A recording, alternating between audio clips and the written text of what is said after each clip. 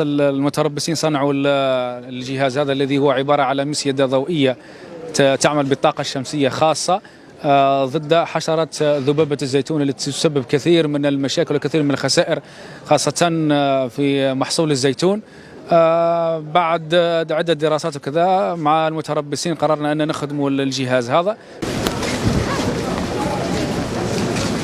دائما يخدموا غير بالكرتون.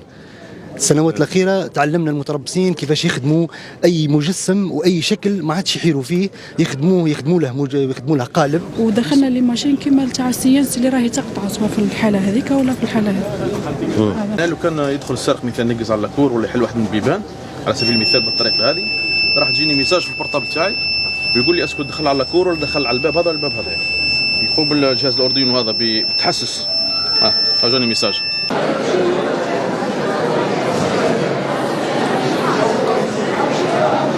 20 لحظات قليلة ونربط الخط مباشرة عبر تقنية التحاضر وكلمة وزير التكوين والتعليم المهني هنا.